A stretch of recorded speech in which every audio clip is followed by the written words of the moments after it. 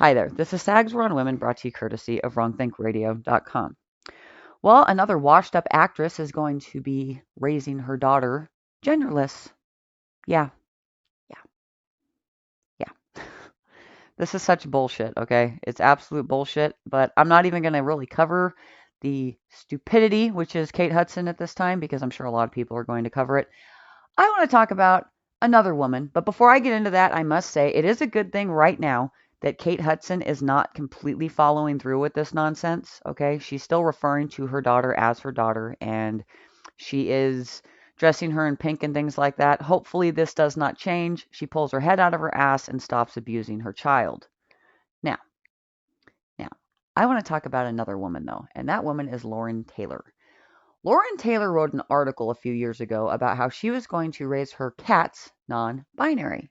Because you see, if you raise your cats non-binary, then you get a ton of practice when it comes to proper pronouns, and she would never go on to, let's say, misgender a human being. This really happened. She really did this. Now, I reread the article today, and not only that, I noticed a lot of people are, in fact, raising their pets to be non binary because practice and all.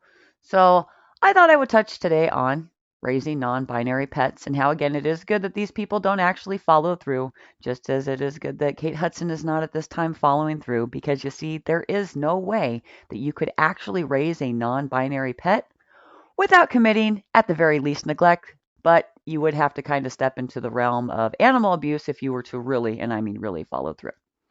So let's start with cats and dogs because most people have either cats or dogs, sometimes both. So if you're going to raise non binary cats and dogs and you have a male and female dog or a male and female cat, you don't have to get them fixed. You don't have to get them fixed because, well, it's going to click with them if you tell them that they are non binary and they're not going to do what animals normally do. And that is fuck. hmm Animals fuck to procreate. Yeah. But again, if you tell them that it is not so and they are not male nor female, they're not going to do that. And because of that, there will never be a, well, let's say a surplus of animals in the shelter that can't get homes and have to be euthanized because so many idiots are raising non binary pets. No, no, no. That won't happen again. Why? Because you say it's so. How about birds? Because some people like to raise birds as pets. And, well, how do you do it? Because you see, male birds look very different from female birds, usually. Males tend to be more colorful, whereas the females usually end up a little bit more on the plain side. Well, if you're going to raise a non binary bird, you have no choice but to rip all the feathers out. All of those feathers have got to go. Why? Well, you wouldn't want a friend of yours to come over and take one look at your bird and misgender it and shatter that fucking bird's fragile state of mind, now would you? No. You wouldn't want that to happen. So again, those feathers, if you're raising a non-binary bird, yeah, they got to go. Same thing with fish. Fish tend to look different too based upon their gender.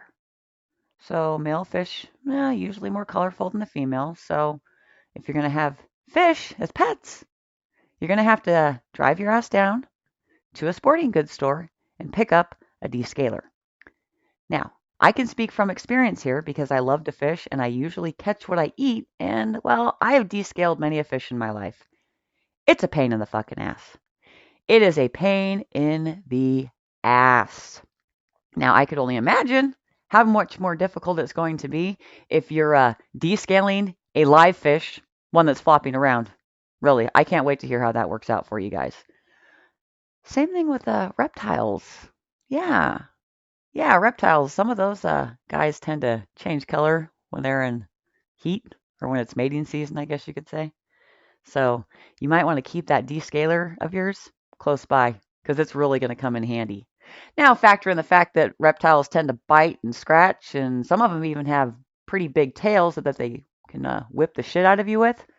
Yeah, I'm curious how that's going to work out. But again, you have to do these things if you're raising non binary lizards or snakes or any other reptile because, well, don't want them misgendered. What about rodents? Rodents. I guess it would kind of be the same thing as dogs and cats. Problem is rodents, they really like to fuck.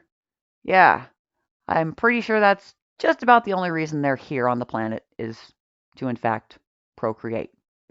So telling them they're non-binary, it's probably not going to work, but I don't really see very many people going out in Spain and neutering their little rodent friends. So I guess you could try to tell them that they're non-binary and see how that works. But keeping them separated, probably going to be your best bet. But can't do that because, again, you say they're non-binary, therefore it is true. What about rabbits? Rabbits. Yeah, rabbits really, really, and I mean really, really love to fuck. Really. I mean, when you think of rabbits, I don't know, maybe I'm crazy, but when I think of rabbits, I just think of rabbits. That's pretty much all they want to do is fuck. That's all they're good for. Well, eating too, but yeah, fucking. So if you're going to raise non binary rabbits, I got 3 words for you. Good fucking luck. Seriously, good fucking luck. Exotic animals. Some people have exotic pets. You can't tame an exotic animal. You can merely socialize them. So trying to convince them that they are not to procreate and adding in that just really, and I mean really wild instinct that again, you cannot tame out of them. Probably not going to work out very well for you. But hey, if you're going to raise non binary animals, you got to commit. You got to commit to this and you got to follow through. I just wish you the best of luck. Those are animals. Okay. I just covered animals that people have as pets. And to me, if anyone were to follow through with raising a non binary pet, they would have to, again, at the very least, create or commit neglect, and in more cases than not, actual animal abuse. These people go on to have children, some of them. Thankfully, most of them do not, but some of them do go on to have children, and then they raise them genderless. No matter how abusive it is to raise a non binary pet, it is, nor will it ever be, as abusive as it is to raise a non binary child. Raising a non binary child, a genderless child, a transgender child, I don't care what it is, raising a child other than what that child is child abuse. Fucking abuse. And that's that. If you enjoyed this, please be sure to hit the like button and subscribe to the channel. Share it with your friends. If you want more hard-hitting content from the right side of things, check out wrongthinkradio.com. I'm Sag Novotny, and this is my war on women.